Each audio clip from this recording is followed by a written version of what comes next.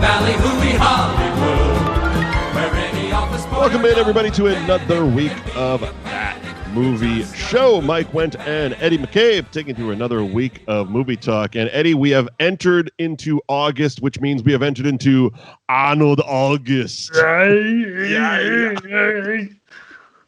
See, people hated my Dice impression. You're going to really hate me after this month. It's okay because... Do it now. Just get it out of the way. Do it. Come on.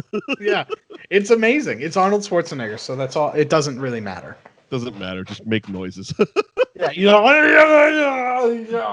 So we're going to be covering The Running Man today, 1987's The Running Man. But first, we are also doing our 30 days of 30-day film challenge that Eddie and I did on social media.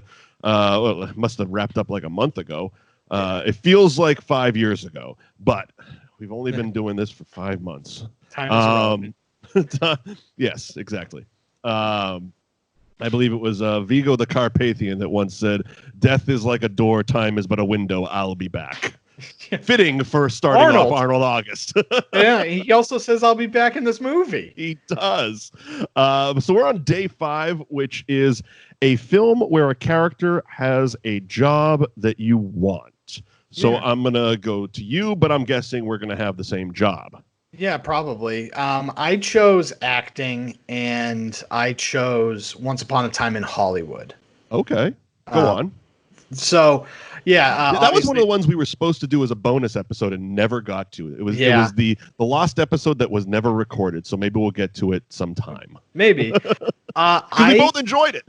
I loved it's crazy because it's definitely one of those movies where the longer I sit with it, the more I like it. Yep. I remember walking out of the theaters being like, what did I just watch? Yep. This movie was stupid. Yep. And then like I kept thinking about it, and about like a week later I was like, I loved that movie. Yeah. And that's how I felt about it. I think that the expectation of what people initially thought a Once Upon a Time in Hollywood was going to be, which everybody was like, oh, it's a Marilyn Manson movie, or not Marilyn Manson movie, a Charles Manson movie. It's Tarantino doing the Manson murders is what everybody went into it thinking. Right. And then it's decidedly not that. It's not that at all. And, like I said, I walked in. Last 10 minutes are kind of. Last 10 minutes. Like it finally gives you the Tarantino stuff in the last 10 minutes. Yeah. Which one of my favorite lines in all of Tarantino's movies comes from the end of that movie where the guy comes in brandishing the gun and you have Brad Pitt all high on all I think he's on acid or Cigarette something. Dipped in acid, yeah. Yeah, I think he's on acid. And bought it for 50 cents. He goes, I know you. And the guy goes, I'm the devil here to do the devil's work. And he goes, no, something stupider than that. Stupider than that. Something stupider than that. But I absolutely loved it. Because I ended up getting I also got it as a screener for the Screen Actors Guild's Awards. Right. And so I had it on DVD and I watched it several more times. And, if you take out the fact that it's not going to be Inglourious Bastards, right? Because that's kind of what everybody thought it was going to be going into it. Yeah. It's absolutely fantastic because the story of Leonardo DiCaprio and like him aging out of being a Hollywood actor is fantastic. Also, he should have won Best Picture. He should have won Best Picture, or not Best Picture, Best Actor.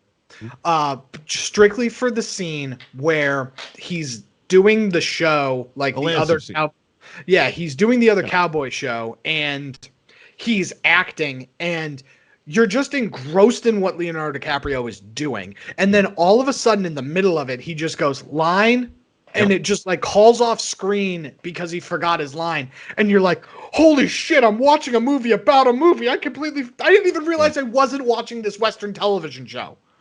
The entire and in his breakdown of anxiety right after it in the trailer and all this other stuff, and it's like, it was as you said, and basically I'm just gonna almost reiterate exactly what you just said.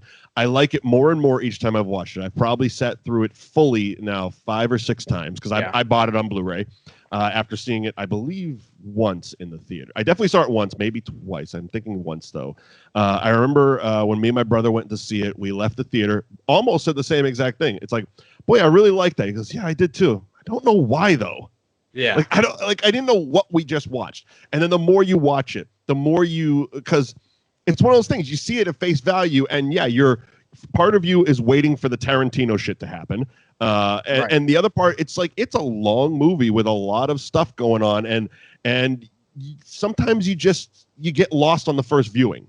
Right. And then the more you watch it, the more you start to see the layers of the characters come out, and you start to appreciate more things. Like, I didn't catch until I think the third viewing that the Bruce Lee scene is one continuous take. I didn't even realize that. 4 minutes of one continuous take. It's one take from the moment that scene starts until he throws Bruce into the car. Okay. One take. One fucking take. And I'm like, that's pretty sweet. And I'm watching, I'm like, and again, because you're watching it for the first time, you're just into the characters, and it's Brad Pitt and Bruce Lee, and this is funny, and okay, all the fun and stuff. And then it's like, wait a minute, they haven't cut yet. It's just a crane shot for like one fucking take. That's pretty sweet. So stuff like that. But yeah, I love the movie. And again, it's one of those things that I really like about Tarantino's filmography is he keeps subverting expectations. Right. Like, you think he's going to just keep doing Tarantino stuff, and he does something else. Right. I remember we talked about Hateful Eight last week, and I went to the Roadshow version of it. And I remember at the intermission of that movie, I'm like, boy, they really hasn't been violence. There hasn't been any really like, it's just been talking for like 2 fucking hours. It felt like 2 hours, Yeah, right. And then all of a sudden you come into the second act or the second halfway point, and it's like, oh, well, we're going all out because like 2 seconds in, somebody's head explodes. Like, oh, now we're Tarantinoing this movie. Now we're here. Yes, now we've arrived. But this one, kind of the same thing. Everyone's on the edge of the seat. When's it going to get to the Tarantino stuff? And it doesn't until the last 10 minutes, the quote unquote Tarantino stuff. Right. If you know enough about it, and again, we have to do this movie because I could sit here for 4 hours talking about it. It was his most personal movie. It was basically, everyone complained about the long car scenes. What most people don't know is that was basically his view as a child. Right. And even if the way you look at the way he positioned the camera, it's as if a child is sitting in the back seat of the cars, listening to the radio, driving through Hollywood, and that was his childhood. But again, we can spend all day talking about Once Upon a Time in Hollywood. Great choice. Mine, very similar. Filmmaker, actor, Ed Wood. Tim Burton's Ed Wood. The reason I went with that one, I could have picked many movies about movies, but I just recently rewatched it. The week that I did this, and it's just another one of those things. Like, I'm a big Johnny Depp fan, but I'm more a Johnny Depp fan when he's playing a real person.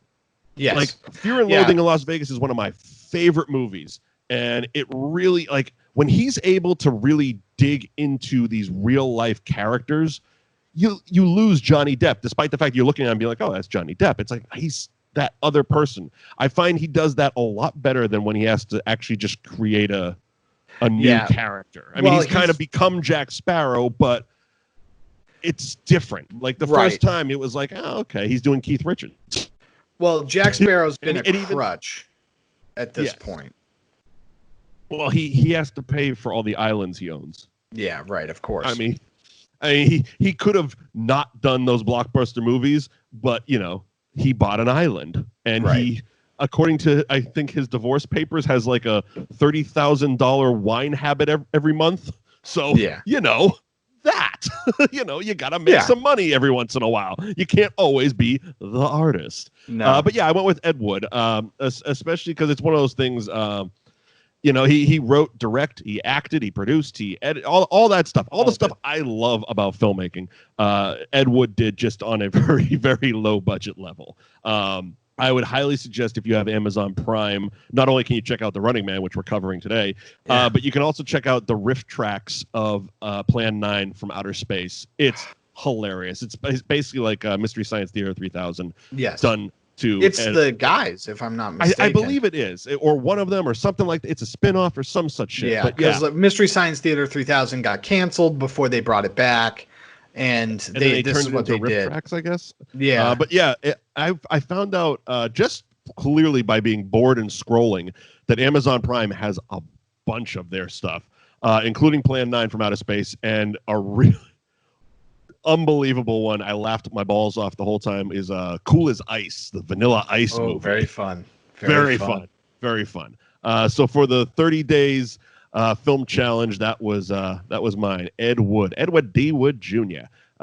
Next week, what are we going to be doing for that? That favorite is animated film. 6, yes. Favorite animated film. All right, so that'll be next week.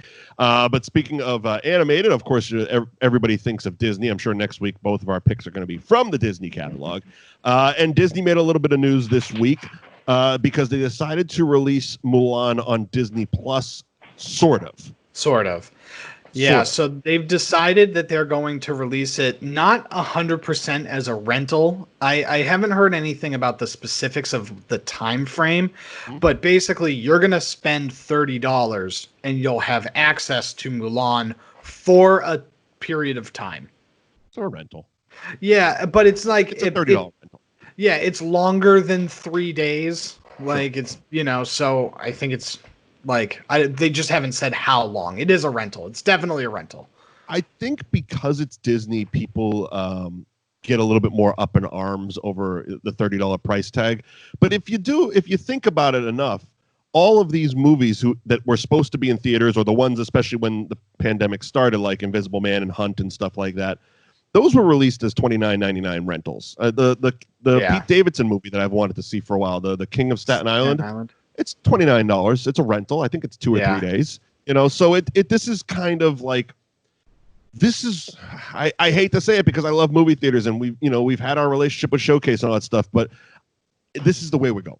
This is where we're going. Even if it's not strictly streaming rentals, we're going to see it later in the month with Bill and Ted, the third Bill and Ted movie. They're releasing it not only in theaters, whichever theaters are open these days, but also on demand, streaming on demand. And my guess is it's going to carry a $29 price tag to rent it. And for me, as someone who collects movies, as you know, I'm vast physical media library.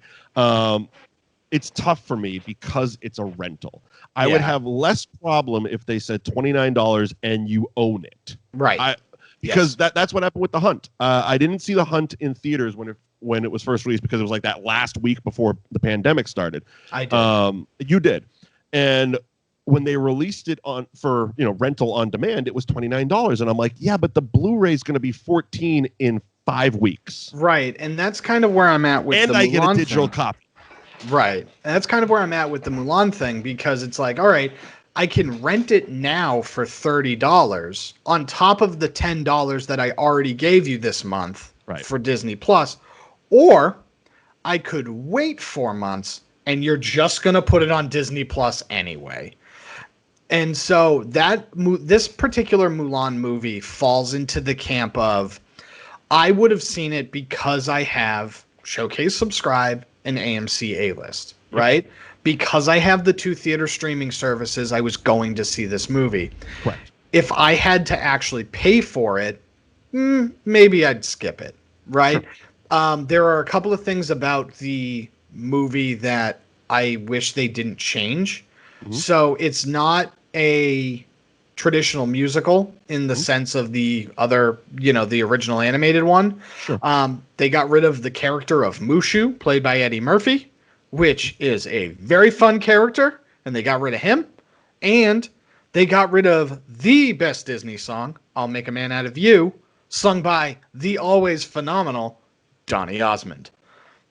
So, it was just like, look, are those the reasons I'm not gonna see this movie right away? No. But at the same time, I go back to the ESPN Plus model, right? Because that's another Disney-owned streaming service. I have it in my bundle. I don't think I think I opened it, I logged in, and haven't touched it since. Yeah.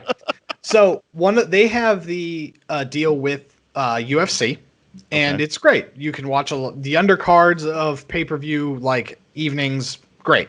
Yeah. But you basically just have the right to get the pay-per-view through the app.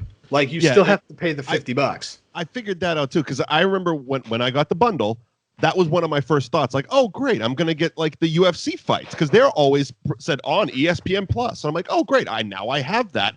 I will get the UFC fights. And then the first one came around after I had it. And I'm like, so wait, it's basically just streamlining pay-per-view. Literally, right? It's like you now have an app that gives you the ability to pay to it's like I said, streamlining pay-per-view. You know, we used to have to, Christ, I'm going to age myself.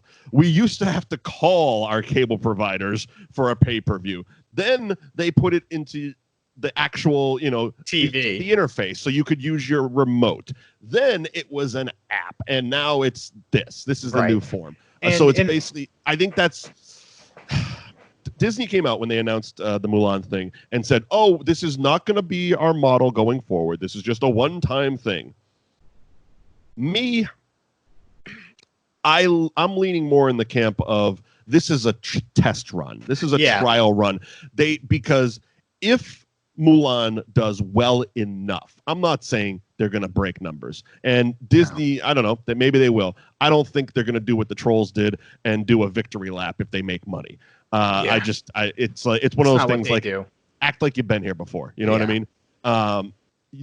So if it makes enough money, they're going to do it with Black Widow.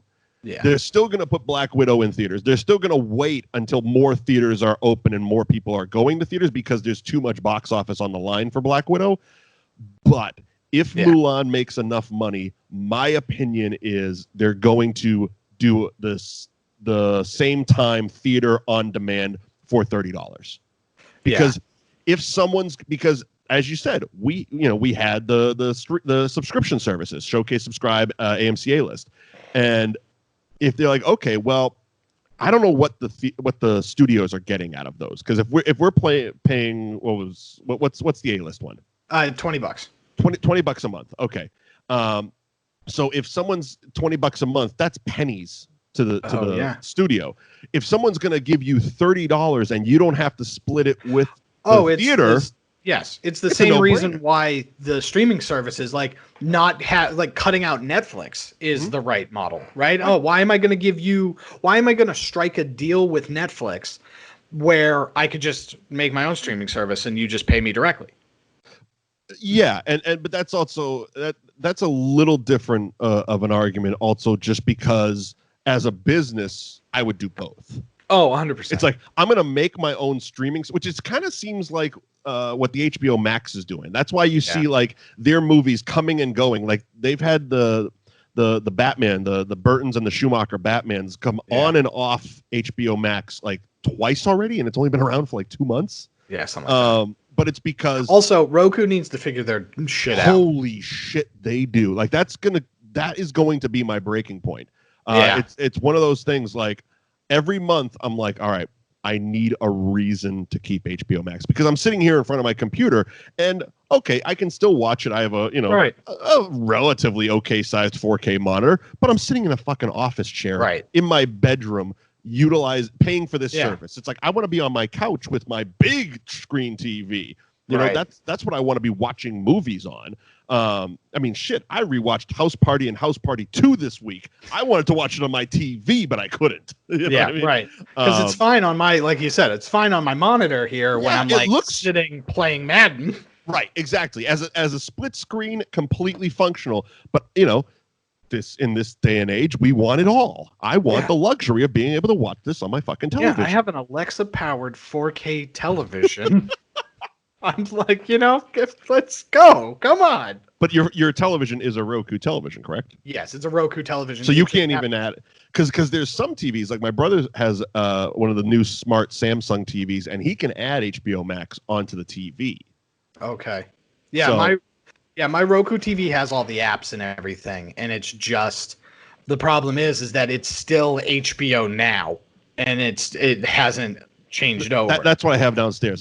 Because I guess it's one of those things, like if you have HBO Max and you have a Roku, you can access HBO Now until they get their shit together. Right. But the bitch of it is you don't get the Max stuff. You just that's the problem. Like the one thing that I'm looking forward to doing is all of Doctor Who, like all of the remake of Doctor Who. Sure. Is on there. I watched all the way up until I want to say the 13th Doctor. Right. And maybe the 12th Doctor, but there was a part where I fell off because I moved and then I didn't have BBC America anymore, so I couldn't watch it. Well, that's on there. Well, if I'm going to watch it, I'm going to watch all of them, and it's all on there. But yeah, I don't want to watch it on my monitor while I'm right. So right. I completely agree. And it's one of those things like when it first came out and we kind of talked about it on whatever show that was that week. It's like there's some cool stuff if you dig deep into the movie selection, like all the Criterion stuff they have, all the Godzillas. It's like that was the stuff that I got excited about because I'm like, all right, I'll give HBO Max a day in court. They're sending me this discount offer to come back because I had HBO Now and I canceled it when the pandemic started. Luxuries, and they're like, oh, come back. And I'm like, all right, I'll take a look. And at first glance, I'm like, I'm underimpressed. This is whatever. And you're not even getting South Park till the end of June. Grumble, grumble, grumble. I'm bitching. We all need something to bitch about. And it wasn't until a few days into having it, I actually just sat. I went to the movie section, I hit A to Z, and I started scrolling. And it was like, oh, they have that. Oh, they have that. And then I started clicking on them, and it's like, and it's the actual Criterion version of that movie. It's not just like, oh, that movie was also released on Criterion and they have it. It's like, no, that's the actual Criterion fucking transfer of this movie. I'm like, wow, bravo. That's okay. You kept me. Then like last month they added, I'm like the only person I know that even remotely likes this, but Steve Coogan had a character called Alan Partridge. It was a British comedy, and he did many different shows. It's really hard to binge watch because it wasn't like one show. He did a number of different shows just with this character. Okay. And the character is like a late night TV host that turned into a talk radio host. And so it's like, it's all these different things. And he did like, I don't know, 8 or 9 series. And they added like 6 of them to HBO Max quietly. And I just, every once in a while I'll be like, and for me, it's like they were impossible to find streaming. Like you could find random ass episodes on YouTube and stuff like that, but you couldn't find them streaming. And then I had it in my Real Good, that lovely app. And if you hit you go to I Am Alan Partridge is one of the shows, and you hit I Want to Watch, it will show you when it pops up on the service that you have. I wish this was a commercial, but it's not. And all of a sudden, I got a notification. I Am Alan Partridge added to HBO Max. I'm like, no shit. So I type in Alan Partridge into HBO Max, and there's 6 fucking shows. I'm like, okay, you got me for another month. Good job. Yeah. So it's like they are doing good things, but that Roku thing is going to get me to fucking cancel. I know. Honestly. The what's also a sneaky good service is Peacock. I haven't started, but they have a few things I'm definitely interested in. I think because we have Comcast downstairs, I think we technically get part of it for free here. I think you get the full version for free if you have Comcast. Oh, well, groovy. Yeah, I have the I have the free version, which locks out some of the content. Okay. But there's like so much stuff I just would watch. That's just fine. That one, and I think who's on Peacock. I think we just got Apple TV as well, so I want to check that out because Rob McElhenney from Always Sunny has a new show, I think Viking Quest or some shit. It's something like a video game designer. Yeah, and everyone has told me to check out the Jennifer Aniston one that I don't know the trailer something like morning show or something. I don't know, something like that. One. It looked like to me that I only saw the trailer. And it kind of looked like reminiscent of the Larry Sanders Show, which I absolutely fucking loved. Yeah. Which is on HBO. There's a thing on Peacock that we are definitely going to do when October rolls around, and it is the Abbott and Costello Meet Frankenstein. Yeah, I was thinking the other day that we need to go real fucking stupid with our Halloween this year. Last year we did the hits. We did Nightmare on Elm Street, Texas Chainsaw, Halloween. This year, let's be fucking stupid about it. Yeah, let's do the stuff that nobody would ever recommend. I saw that pop up on Peacock, and I was like, I love this movie so much. Perfect. Anything else, Eddie? Before we jump into the Running Man, we said we were going to keep it short, and we did not. No, we tried. Okay. We tried. All right, 1987's The Running Man. In the year 2017, an innocent man accused of a crime has a choice: hard time or prime time. Sensational. Perfect contestant. I want him. He must pay or play the running man. On your mark. I'll be back. Go! The highest rated TV show in history. Guess they want us to stay. It's a game between life and death.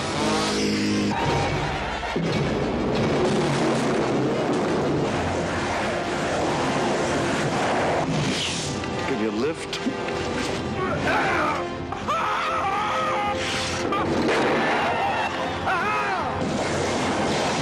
Arnold Schwarzenegger is the running man. He's playing for a prize. The prize is his life. How about the light? The running man. All right, The Running Man was released November 13th, 1987. It was supposed to be a summer movie that year. However, they moved it a few months down so it didn't compete with Predator. Okay. Predator was released months before this. Two Arnolds in 1 year, and they're both classics. November 13th, 1987. It had a budget of $27 million. Again, all these old 80s action movies, I'm just shocked. Shocked, because this would be a $300 million movie today. Easily. Well, this is the thing. It's like, I feel like it's going to be a comparison. It's going to be a weird comparison, but it's kind of like the blaxploitation thing almost, where it's just like, these movies are so easy to make that we're just going to, latch ourselves to a star, squeeze that star till they drop, and then when they're too expensive, we'll just dish them. Well, it also shows you the price of digital technology, because there wasn't that. Back then, if you saw something blow up, they lit fucking explosives to it and blew it up. And that was that. Now it's like, we need 15 hours of manpower to blow this building up. That's going to cost money. Right. Which the other shocking thing about The Running Man, especially because it was Arnold Schwarzenegger, it was the second Arnold Schwarzenegger movie of 1987 to come out. It only made $38.1 million at the box office. Right.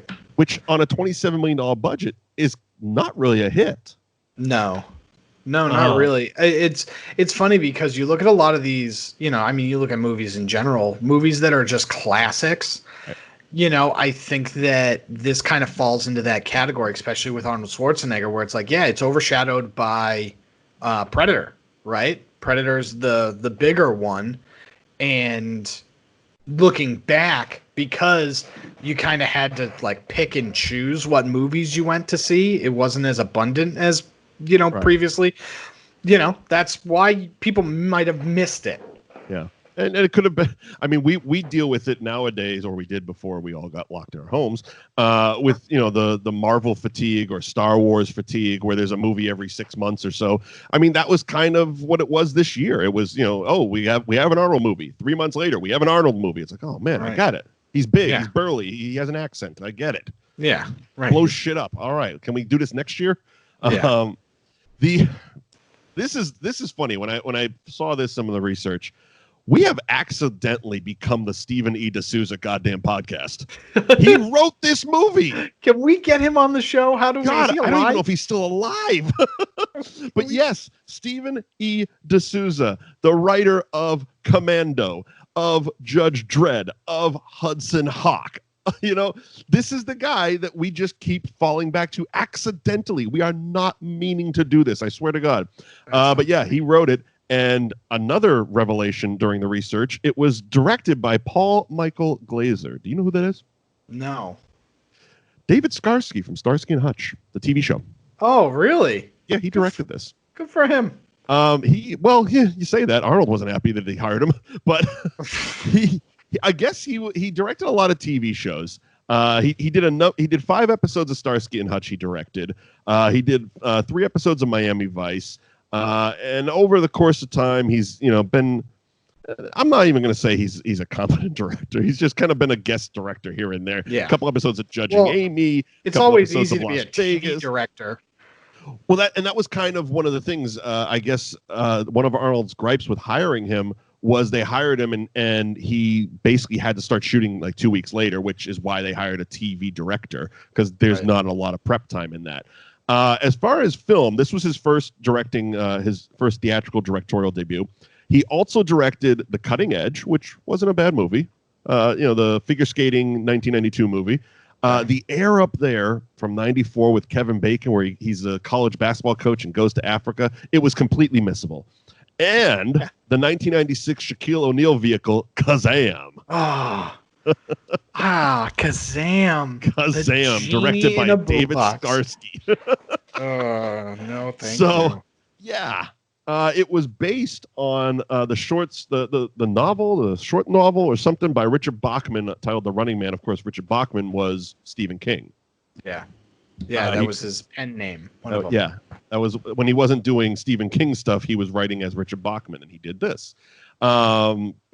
It stars Arnold Schwarzenegger, Maria Chiquita Alonso, Yaphet Kotto, Richard fucking Dawson. Yeah, man. Time to play the feud, baby. I know. In all of his creepy sex predator glory. The second appearance this year in an Arnold movie, because he was also in Predator, Jesse the Body Ventura. Yes, Captain Freedom. Captain Freedom.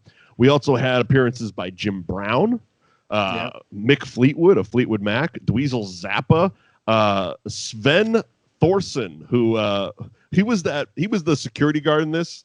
But he's just kind of always playing that giant silent guy in all these movies, and he's always in Arnold movies. The thing that most people, I guess, I don't know, I know him from as LaFleurs from Mallrats.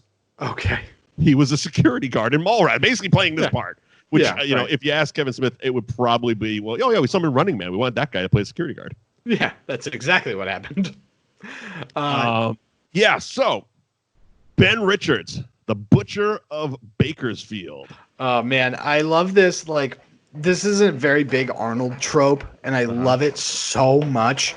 How the movies always establish him as, like, the best guy. Like, he's the best guy. And, like, he's up in that... the best guy, he's the only one in his chopper of 5 people that doesn't want to murder innocent people. Right. But we even saw this in Commando, right? Like in Commando, we have like a 10-minute montage of him and his daughter and like how great of a father he is. Eating ice cream. Yeah, you know what I mean? Like this is like an Arnold trope where it's just like, we have to establish that this guy is the best guy. And so they get up in that chopper and they're like, murder all those people. And again, you're right. He's like, no, I am the only one that says no. Like he's reporting back. First of all, this is like right off the bat. Why was there a camera there? Why do we have because they established this isn't a movie. They use this footage for the TV show within the movie. So it's like, why was there a television camera filming this, documenting this? Granted, this was supposed to take place between the time of 2017 and 2019. Oh, okay. Yeah. So if you think about it in that context, yes, there would be a GoPro camera or something on the dash of this. You know, they would. There's dash cams nowadays. Yeah. Well, what we end up learning from the society in general is that I think that they, from top to bottom, were trying to set him up. Yeah. Right. They knew and the media controls everything. Yeah, but they knew that he would react that way. You know, they'd say, hey, murder those people. He'd say no. And then they were just going to cut together the footage to be like, I'm going to murder those people, you know? I mean, yes and no. I feel it's a completely, I don't think they were intending to set him up in this way. I think it just worked conveniently because Richard Dawson doesn't find him until 2 years later. Yeah. So it's not like they were picking him up, you know, just to be in The Running Man. I think it was one of those happy accidents where it's like, you know, murder all those people who are just hungry and need food. No. Okay. Because your co-pilot jumped real friggin' quick to murder you. Yeah, right. like this is one of those situations where it feels like Arnold was the superior and the other 4 guys were his like underlings, and they were just waiting for the time to commit a mutiny because they wanted to throw him out of the goddamn chopper. And one of them was like, oh, wait a minute, we're not supposed to kill him. So he slams him with the butt of a shotgun and beats the shit out of him. Yes. It's so funny that they're just like, yes, this is the guy. He's such a noble person, and he's going to be sent to prison in this like dystopian future.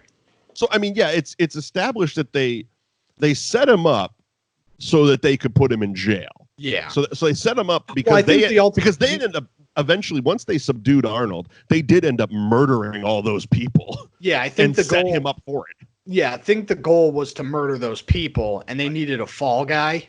And so they set him up knowing he would like protest that they could like manipulate the footage after the fact to I was set up. Yeah. So they put him in a dog collar and sent him to jail. One of those blow your head off type dog collars.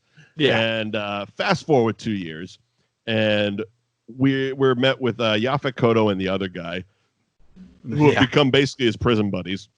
Right. They formulate the plan to get out, and it's just like it's cockamamie.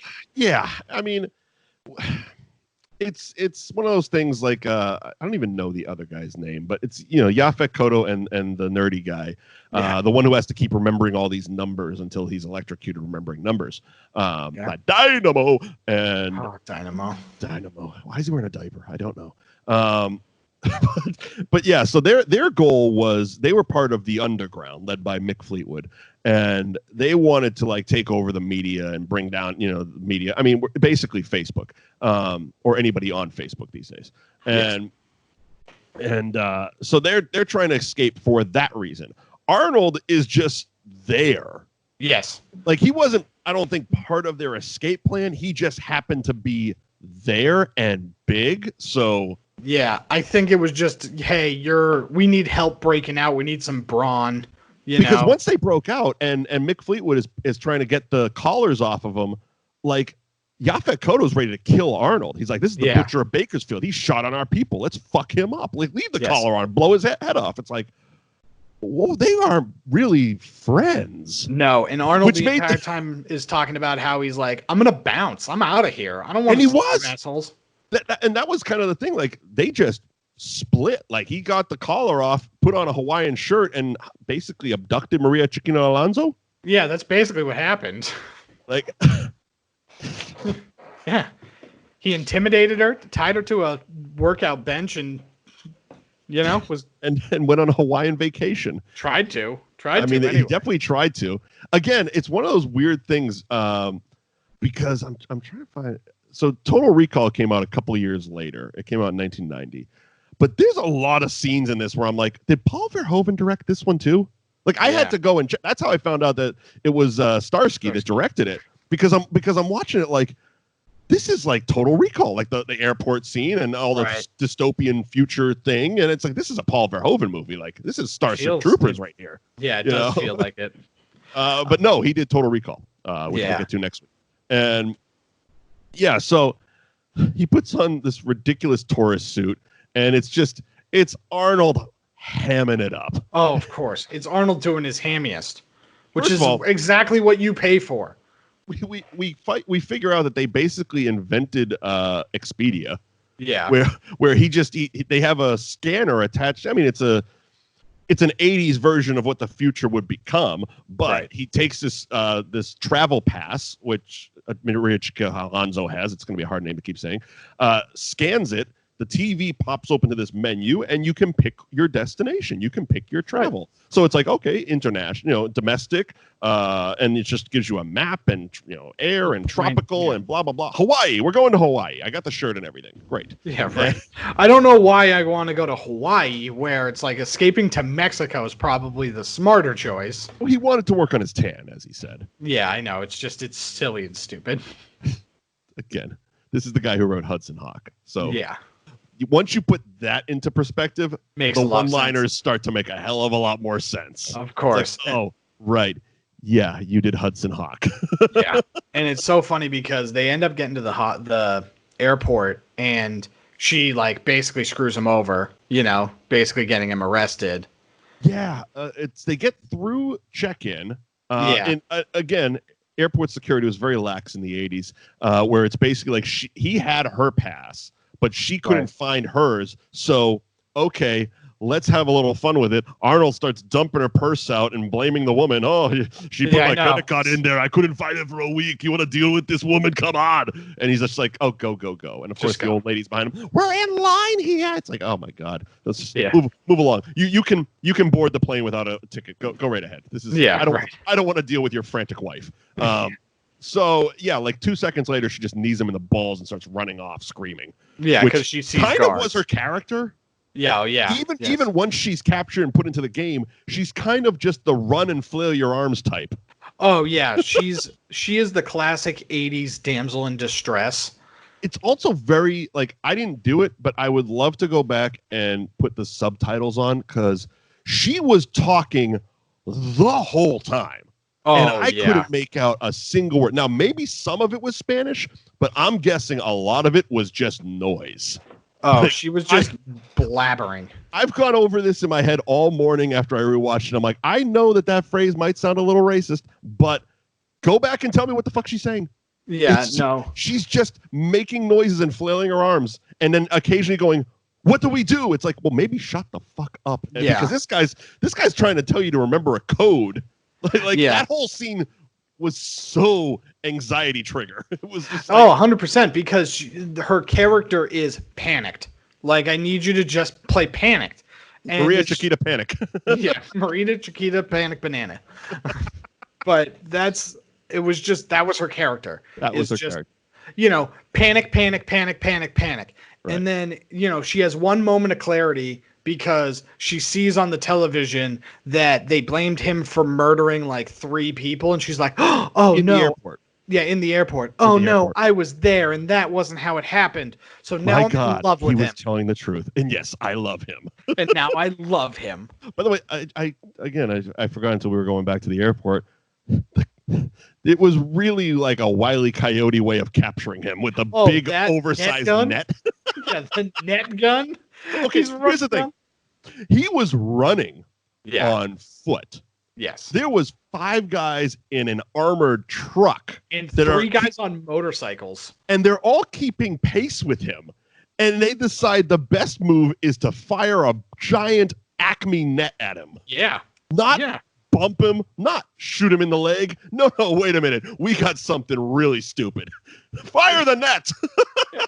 Also, don't you just at that point, don't you just want him dead? Like, seriously. Like, what are we doing here? He escaped from a prison where if you step outside a certain imaginary line, their heads explode. Right. What are we saving this guy for due process for? Also, you set him up and he knows it. Yeah, right. This guy, here's the thing. This is one of those situations where that guy wouldn't have made it to trial because you set him up. Yeah. He would have just disappeared after the kangaroo court that you had. They literally they would have thrown him out of that helicopter. Yeah. Right. Throw him out. If he managed to survive, shoot him. Yeah, right. And it's funny because basically Donner wants him. Yeah. He wants him for the Running Man, Richard the game Dawson. show. Oh yeah, Richard Dawson. What do I call him? Donner Blitzen Comic Cupid. Dick Donner. I'm the director of Lethal Weapon. Yeah, Dick Donner. Dick Donner. I also did the Goonies, and I stopped working with kids. Those little bastards. Yeah. True fucking story. When we do Goonies, wow, there's a lot of Richard Donner stories that are not aging well. Yeah, ooh, he hated those kids. Yeah. Well, you're not supposed to work with kids or animals. And yeah, I think that's actually called the Dick Donner rule. Yeah. He literally left for 3 weeks and told Steven Spielberg, who was producing, you fucking deal with him. Yeah. That's a true story. So funny. Anyway, Richard Dawson, the feud. Yeah, Richard Dawson is just I have the greatest television show on the world. It is American Gladiators with murder. Yes. Again, we kind of hit on it last week when we did Guns Akimbo, where it's like they're pretty good at predicting the future on this. I mean, we can't be that far away from this type of shit at this point. Oh no, definitely not. I mean, It's going to be some weird American Gladiator Running Man / Hunger Games situation, right? Where it's just like, look, here's the deal: you can get hunted by these very colorful pro wrestling-esque characters, and if you make it to the end, you get a lifetime supply of food. You know what I mean? Like, I always pictured it being more of a happy accident type of thing, where it's like one of these reality game shows. Like last week we talked about the XFL, and The Rock has Titan Games or something, which is basically a more serious version of American Gladiators or Stone Cold's Broken Skull Challenge or something. Yeah, it's basically going to be like someone's going to die on one of those by accident, and it's going to get massive ratings, and someone in an office is going to go, what if we kill somebody every episode? Yeah. Right. I mean, we can start using prisoners in this. I mean, get the lifers and just throw them to the lions that worked in fucking ancient Rome. Yeah, right. You're not wrong. I mean, I remember when Hostel came out. By the way, I'm available for consulting TV shows. If you really, we could hash that out. I'm completely morally flexible. Yeah, of course. And unemployed, right. So I kind of need the paycheck. So, the money's right. But I remember when Hostel came out and they were like, oh my God, is that something that really happens? And then you hear all the news stories where it's just like, oh yeah, no, there were people in like Thailand that like volunteer for that because these rich businessmen are going to give their families $1 million, and that's more money than anybody's ever going to need in Thailand. One of the Purge movies hit on that, where it was the rich people would buy poor people to basically torture and kill on the Purge. And it was like a guy who they were down on their luck. He had 2 daughters.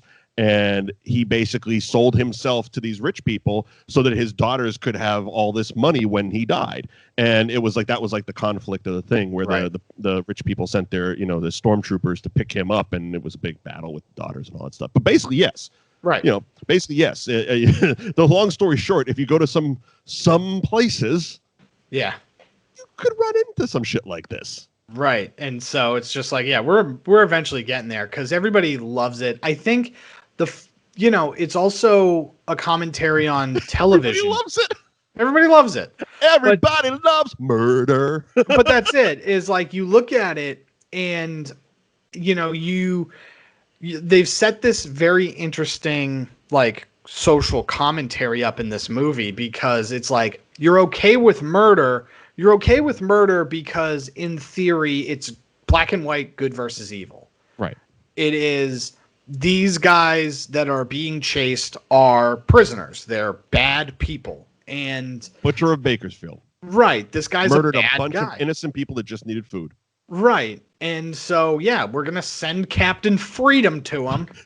We're going to say, because he's an American hero. He's for truth and justice in the American way. I was a fucking Navy SEAL, for Christ's sakes. I'm not wearing this shit. That was my bad, Jesse Ventura.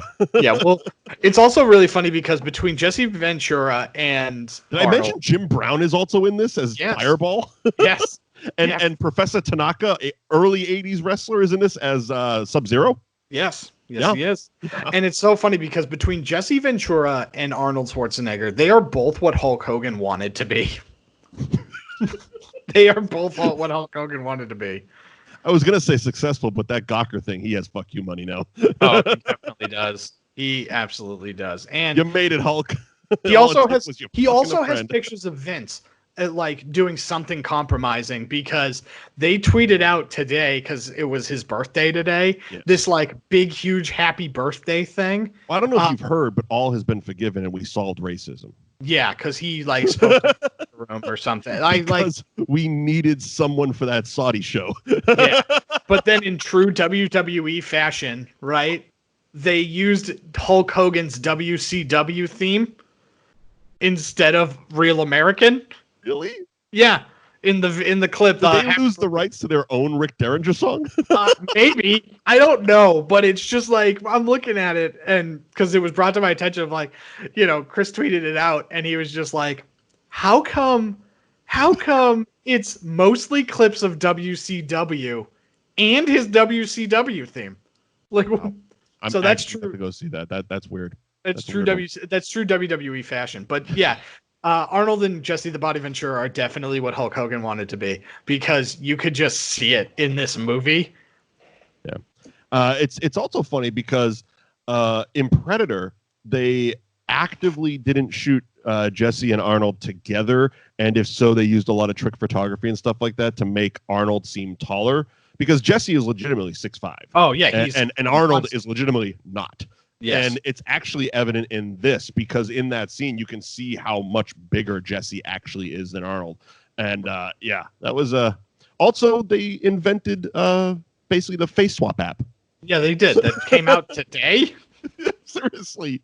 The creepiest thing I've seen on social media today was all of the people swapping their faces with pro wrestlers. Wow. So I guess the New Age Insiders confirmed return. I cannot confirm or deny that I have Please already. go follow the YouTube page. Just go follow the YouTube page at New Age Insiders. I may or may not have recorded 2 videos already, but Ooh, big market tease right there. Here's the thing. Yeah, here's the thing. If anybody that actually follows the New Age Insiders and cares enough that is going to actually watch it and be excited, yeah, not next week, but the week after. So SummerSlam is in 2 weeks, I think. Fuck if I know. Yeah, it's like I'll get a notification on the day. Yeah, it's a week or 2 away. But basically, I have watched 2000 SummerSlam and the first NXT pay-per-view, and both of those, I'm going to do 2 videos based on that. Fun.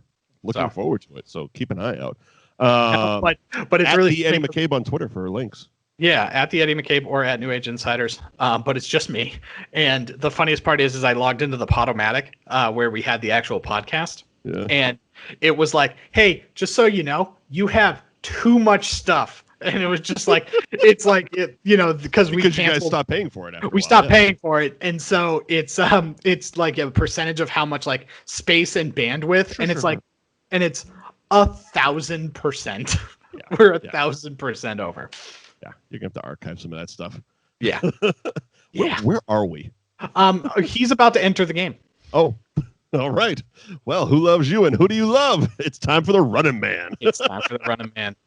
I love Richard Dawson. Like every part of this is just it's like, this is great, and it's almost like I know this movie was written, but it's like you could tell that he was so natural. I mean, he did the Family Feud, and he was just, this is like, you don't have to, like, basically, this seems like, if you do enough research on Richard Dawson, this was probably like the dream job for him, where it's like, yeah, it's basically what you did on the Family Feud, but you don't have to be nice. Yeah. You can be the open prick that you really are. Like, fuck everybody over. There you go.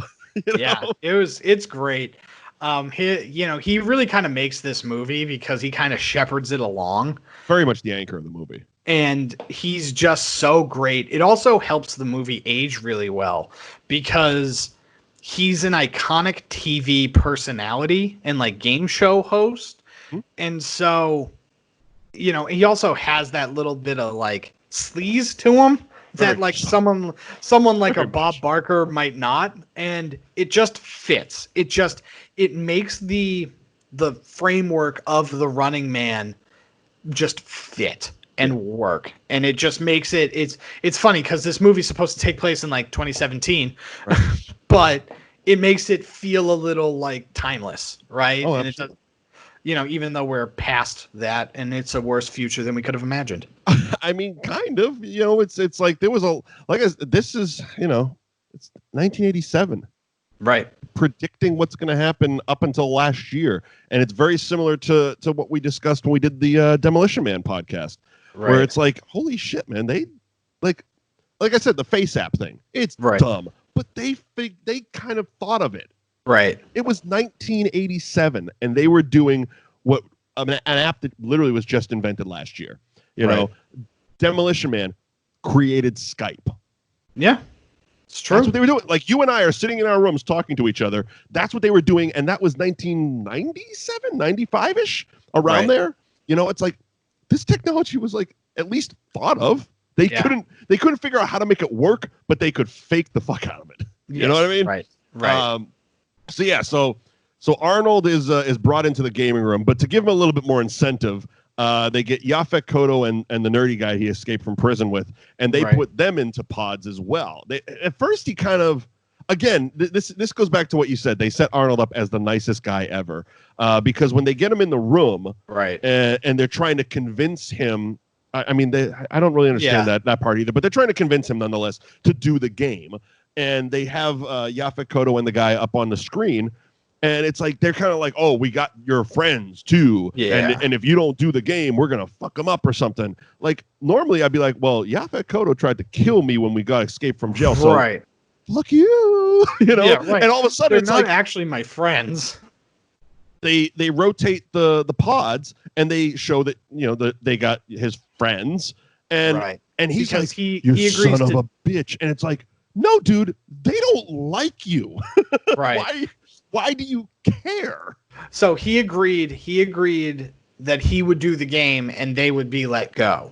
Even though they escaped from prison also, and probably were actual criminals. So probably actually murdered people, maybe, but c'est la vie. And so exactly. he agreed, like, I'll do it if you let them not do it, right, at the very least. And then he screws them over, and all three of them are going to be in the game. Now they're teammates, which actually ends up working out a little bit for them. Way to go.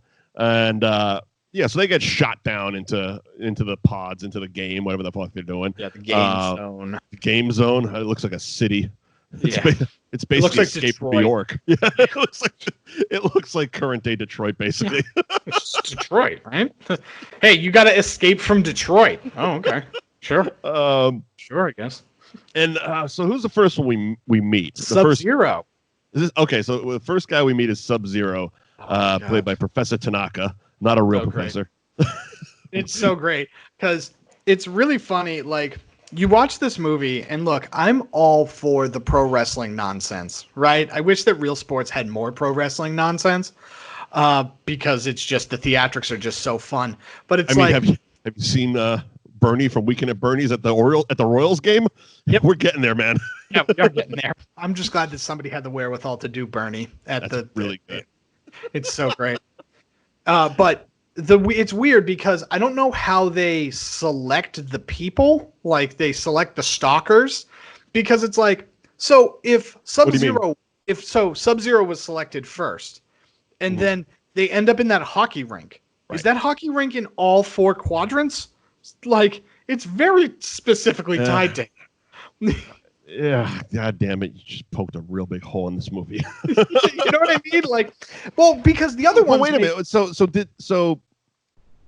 I mean, it's a TV show, and we know enough about TV that they must, and enough about pro wrestling that they probably figured, all right, we're gonna get Sub-Zero first, and we're gonna get somebody. That guy, they're screening the audience. Oh, that guy's a big Sub-Zero fan. Go to him. He'll definitely, because we're gonna dump him into the Sub-Zero thing. That's okay. I just made sense of it. Yeah, I mean, that has to be like that has to be back in my head.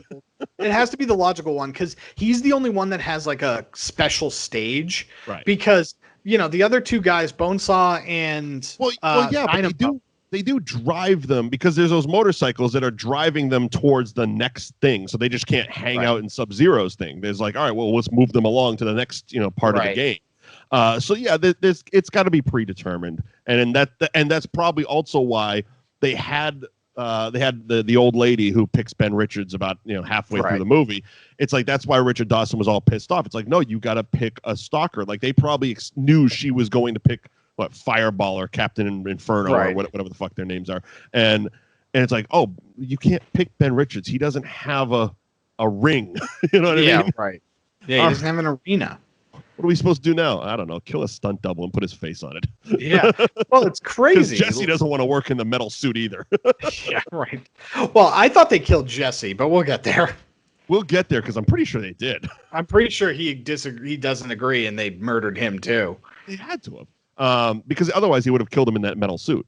Yeah, right. Like, that's the deal, pal. Yeah.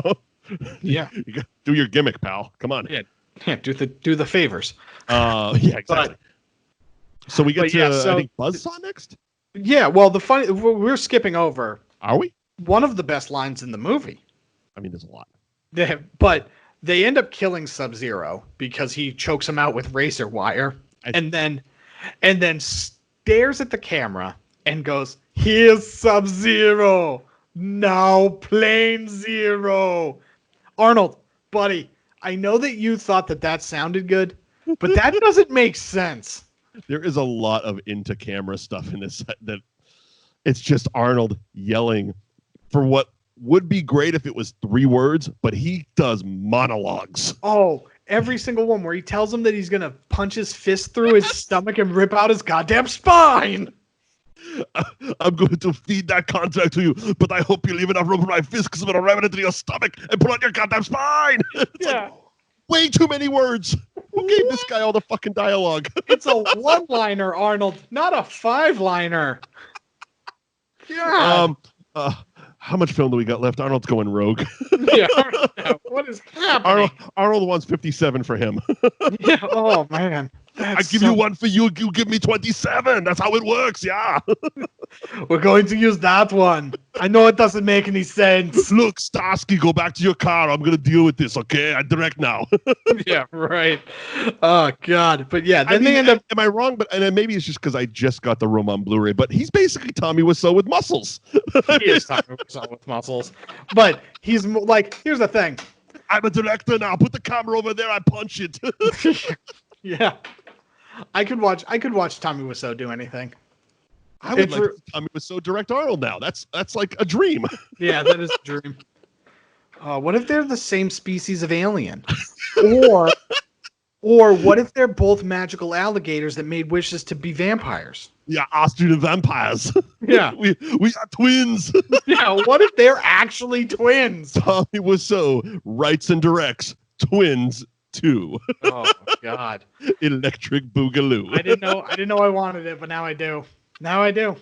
Holy shit, that's in the meantime, Chiquita Banana decides that she's gonna snoop around, and she gets shot into the game for some reason because she conveniently works for the Running Man. She wrote the theme. Yeah, that's right. She wrote the theme song and had a bunch of black market clothes and censored music and stuff. I don't know, future. And yeah, so she has her pass because I guess she's the composer on this epic.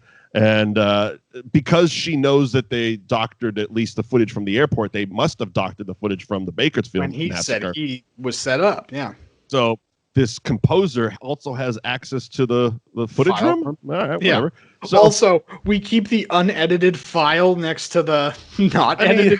I mean, that makes sense. Come on. Again, that makes sense. We know enough about TV. It's there.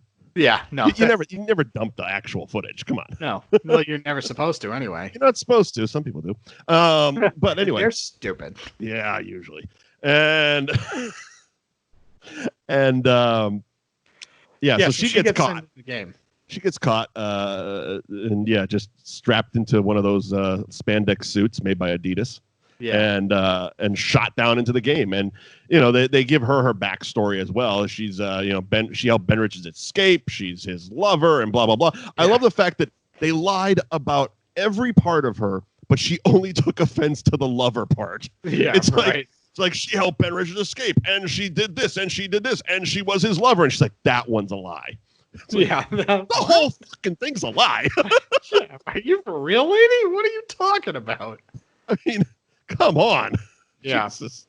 And so, and so she ends up in the middle of the game, and they're like, "Oh my God, you're here, and now we have to escape." But then, so in a game of life and death, the poor contestant's day just got a hell of a lot worse because she won't shut the fuck up. Yeah. Somehow figure out that like the server to the mainframe of the television station is somewhere in the middle of the game zone. Oh wow, right. Oh my God. Holy shit.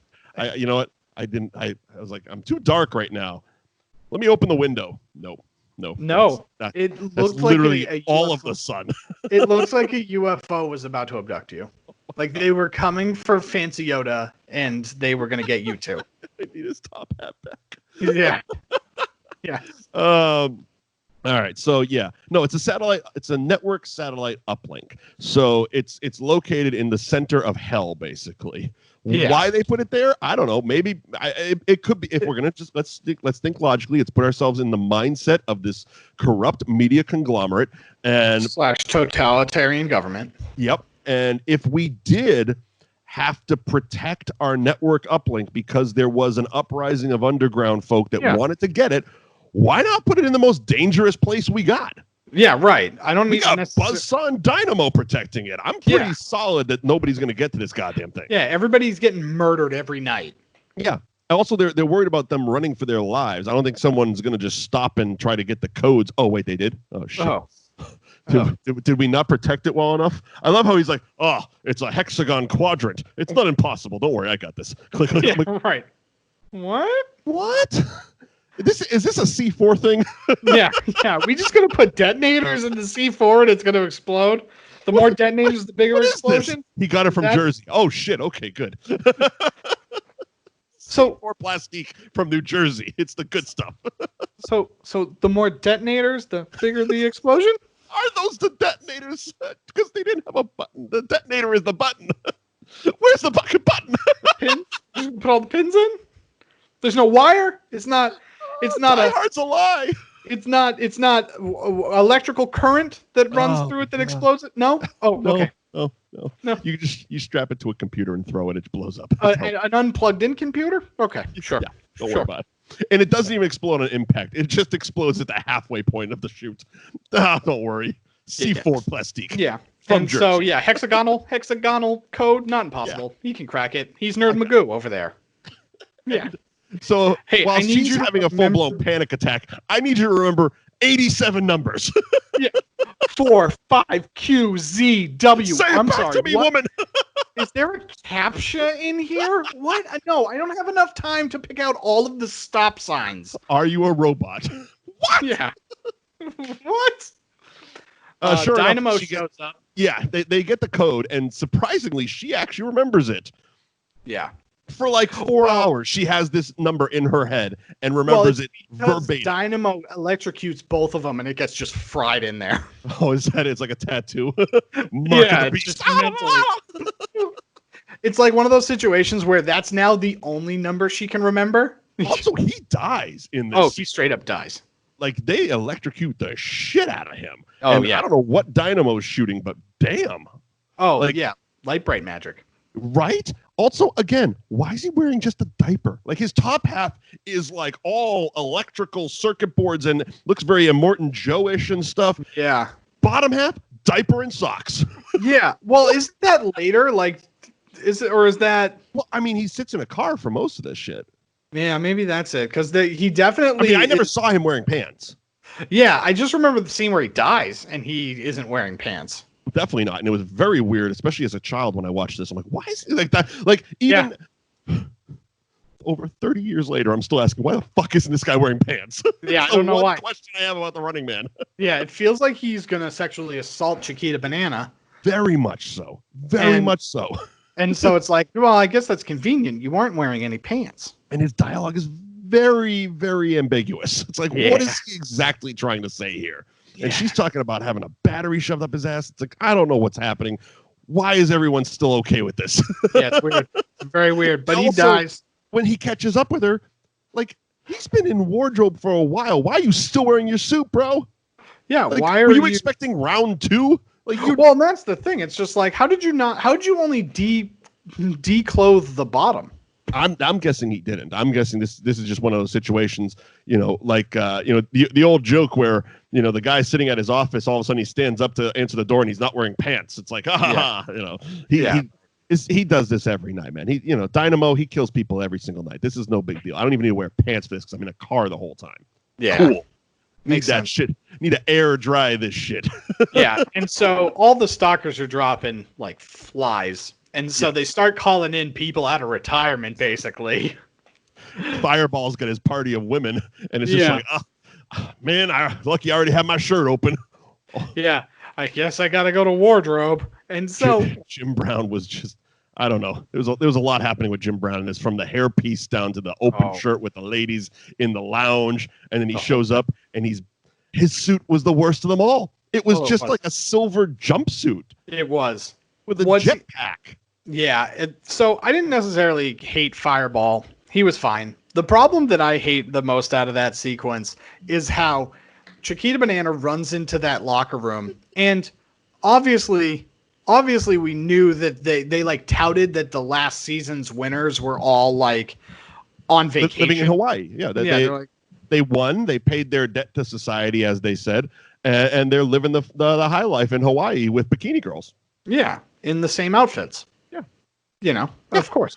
Of course. By the way, the dancers in this, because they kept cutting back during commercial breaks to dancers, were the Laker girls, and the choreography was done by Paula Abdul. Oh, that's fun. There you go. It's a fun fact. So she runs in there and sees charred bodies. Like, they're half decomposed, all burnt up. They had and she definitely goes, been there for a couple years. Yeah, and she's like, "Oh my God, it's last year's winners." No, and it's you just don't like, know that. How do you know that? How Okay, wait a minute. Were they wearing name tags? You know what? I don't I'm half know. actually asking. They might have maybe- had dog tags on or something like that. That should have been the only, like... But, I mean, Fireball does confirm it. But, he does. Yes. But she came out with it like right away. It's like, no, wait a minute. Yeah. There's no fucking way you were even recognizing that's a person. Yeah, right. Let alone a specific person, but he confirms it.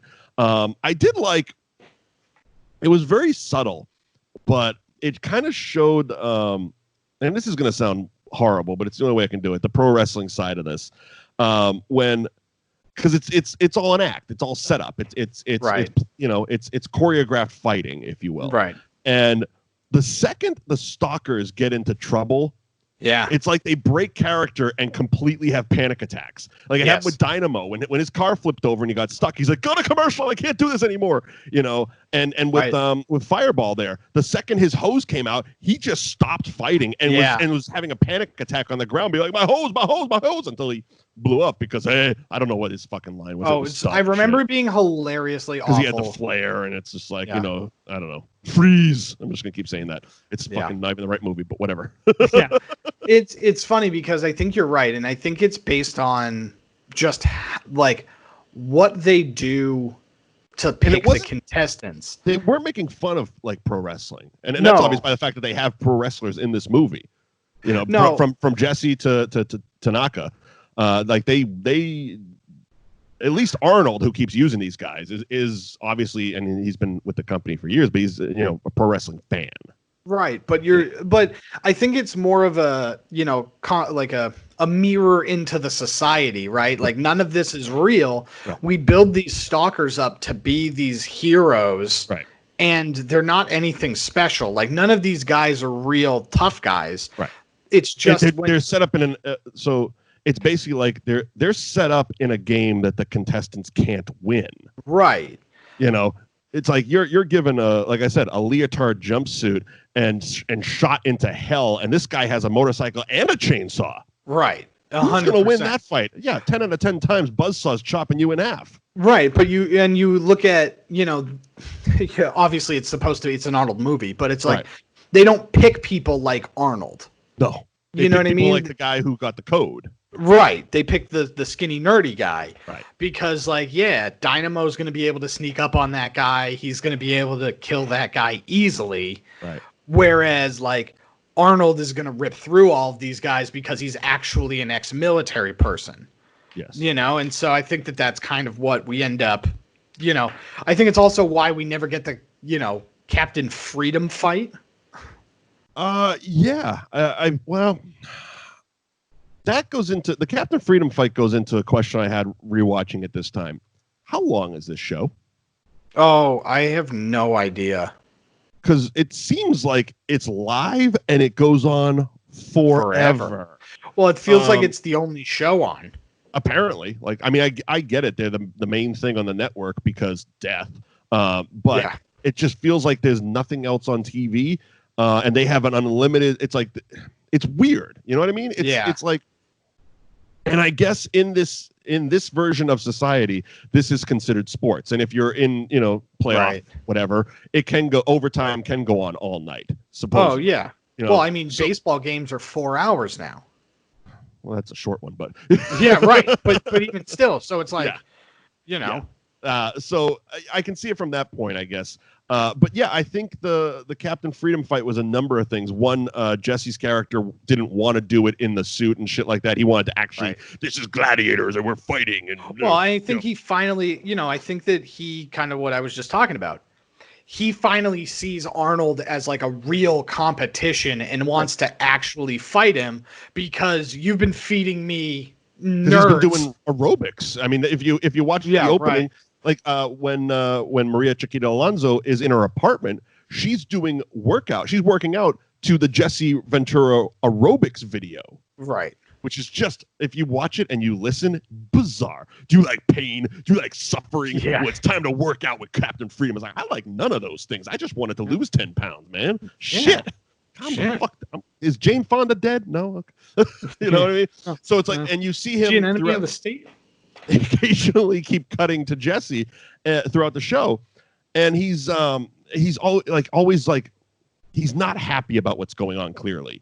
Right. And there's that one shot when he gets called, when they say Captain Freedom, the wardrobe, and he's like glaring at an old picture of himself, and he's wearing a championship belt. Like, he used to be the man in this. Right. And it feels like him and Fireball are kind of like the old guard, and now it's Buzzsaw and Dynamo. They're the stars of the show, and he's like, you know what I mean? It's pro wrestling. It literally is. But it also feels like Fireball and Captain Freedom murdered people, and these guys... And Dynamo and Buzzsaw. With their hands. Yeah, and Buzzsaw and, they're actors. Yeah. They're actors, and they can't really like Jesse's big gripe is literally like he would murder people with his hands. Like, we were gladiators. Yeah. We fought to the death. These guys, they shoot electric from 10 feet away and kill people. But shoot electricity at someone. Oh, cool. You're big fantastic light show. I actually did shit. Yeah, right. That's what they wanted. So I think mixed with that, with the fact that they knew Ben Richards was killing everybody, he was just killing the dick out of everyone. Right. It's like, we need to wrap this show up. Okay. Right. We're losing our entire cast in one night. So let's just end it. Right. And that's where they come up with the stunt double thing. It begs the question. Because they had that thing and it wasn't going to be a real fight with Ben Richards, did they allow Captain Freedom to just be Captain Freedom and kill this stunt double, or did they kill Captain Freedom and have the stunt double of Captain Freedom kill the stunt double of Arnold? Right. Well, because the weird part is like Arnold disappears because he ends. Shit's deep. Yeah. Well, because Arnold disappears because he finds the satellite uplink light, and they're gonna storm the TV station. But Jesse, somehow Mick Fleetwood got him out of there. Oh, there's the hole. Let's just that's the exit. There we go. Freedom. There it is. Yeah, weird. Who put this shit together? Did nobody make it this far? Yeah, I guess nobody made it this far. But it's like Jesse Ventura just disappears after they he comes in. He's just like, I'm not wearing this shit, and it's just like he storms out, and we never see him again. Yeah, we just see him in that one video where he kills both the contestants. Yeah, where he kills both of them, but that's it. And it's just like, what happened? Theoretically, his job is done. He could go home. Right. So did he just go home? And if you were in his position, he was already pissed off. Right. He already felt disrespected. And it's like, all right, well, if they didn't just kill him and replace his face too, it would have been one of those things like, all right, put on your spandex, go beat up this stunt double, and you can go home. Yeah. It could have just been one of those things. He's like, go, fuck you. I'm doing this. I'm taking my paycheck and going home. Yeah. You guys, I'm going home. Maybe that's what it is. Time doing workout videos. Well, because pain and suffering. Yeah, right. Well, because it's just like this movie doesn't have like an epic final confrontation. Right. Because they storm because the ultimate bad guy is Killian. So it wasn't about now in the TV show, yes, the ultimate confrontation would be this Captain Freedom Ben Richards fight. Right. But we don't have the luxury of having a Ben Richards. So let's we need to wrap this shit up because something's wrong. Yeah, we also don't have eyes on Ben Richards. Right. So, but ultimately, as far as the movie's concerned, ultimately it's Arnold versus Richard Dawson, which Right. is a hilarious statement in its own right. It is. It is. But- It's not a physical altercation, and it feels like this movie definitely needs one. Kind of. You know, like where this is ultimately a Stephen King story, it plays out exactly how you would expect it to. And again, it is a story based around society and all that, media and controlling the government and all that shit. It's very current events. But yeah, it doesn't have.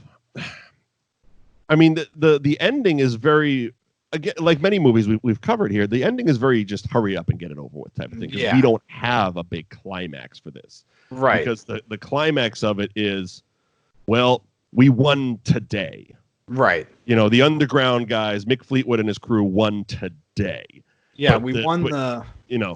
But we're not like taking over the government here. We won this battle. Yeah, we they showed that won the the battle, media- not the war. Yeah, we showed the media isn't what it used to be, or what they say it is, and then who we knows launched. how big this really is. They could have just exposed it to that one region of San Francisco. There, it's like, oh, cool.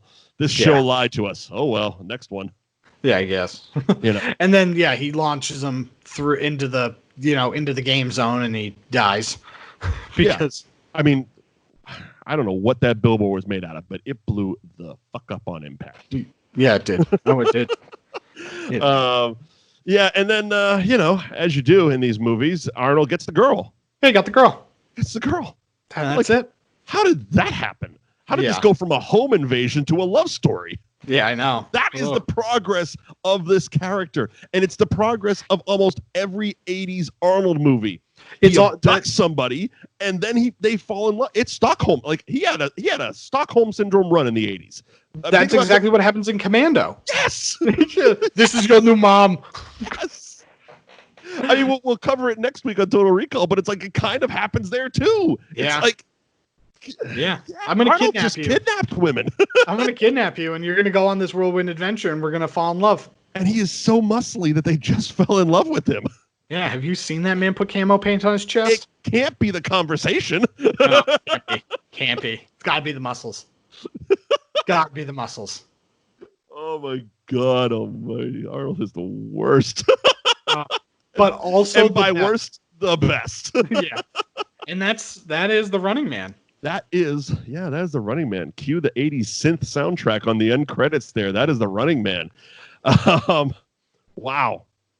Yeah. Aside from the trivia stuff we already covered, like the fact that we can't get away from Stephen E. D'Souza, and the fact that David Starsky directed this fucking thing, Yeah.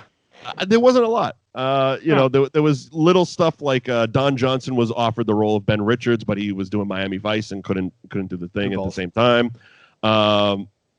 There was a couple others. There was a couple other castings, but ultimately it was one of those things. Like Arnold is obviously the right choice for this movie. Yes. The right choice at the right time, despite the fact that it made like no money. Yeah. But ultimately it was also the age of video cassette and all that stuff. I'm pretty sure the Running Man, the legacy of the Running Man has it's good enough. People know the movie. It's made enough money. It is. Yeah. What it is. 100%. Had a video game. Fun. Did it have a remake? No. No. Total Nope. Recall does. Yeah. Total Recall does. But just the first part. I didn't watch the remake. Was I that a didn't Colin either. Farrell one? Yeah. Okay, yeah. Because he did Fright Night too. Oh, fun. He remade Fright Night, which was a sin as own right. But yeah, it had a video game, but nothing else. And good. It's one of those movies. It's like, all right. It's like you said. It's almost a timeless movie. Like there isn't stuff like payphones in it and stuff like that. Like someone on Facebook I saw in one of the Facebook groups posed the question like, could The Sopranos be made today? And my jokey answer was too many payphones. Yeah. Just not realistic. Every time they had a call, it was like, oh, go to a payphone. It's like I don't know how long it would take me. I'm guessing 2 days to find a payphone now. Yeah. Right. It's like, dude, just tell me what you need. We use code anyway. Yeah, I know. Right. But it's just very because. timeless. Yeah, because none of it. Like again, the subject matter is topical. Right. The subject matter is topical. And the whole reality TV game show thing is very current. Right. So again, it's one of those movies that's set in at the time, the future, but now it's set in basically the present. Technically, it was last year. Yeah, it was 2019. And it was pretty goddamn accurate. They did a pretty good job predicting what we were going to be like back in 1987. Yeah. We haven't actually started killing each other yet, but there's a lot of stuff. Yeah. Well, metaphorically, we have. All right. So we've been doing this for almost an hour and 20 minutes. Let's do political talk. Yeah. Right. Yeah. But no, seriously, that's kind of what it is. Where it's like, there's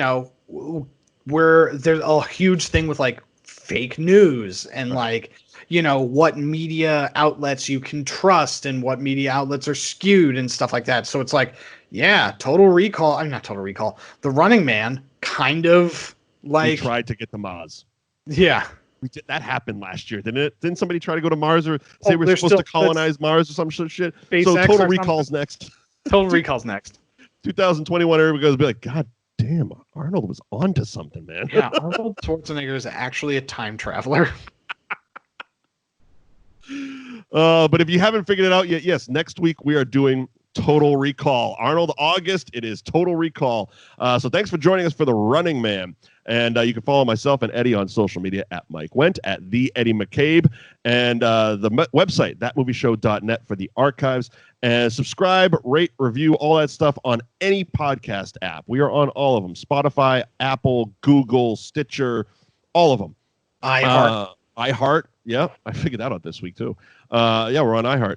And so please follow, subscribe, and let us know if there's something you want us to review, because after Arnold August and we do Bill and Ted, it's pretty much an open book. We're going to figure it out from there. And, of course, the Facebook page, facebook.com/thatmovieshowtv. And until Total Recall, I guess we'll see you next week. Yeah, bye, everybody. That's Hooey Valley, Hooey Hollywood, where any office boy or young mechanic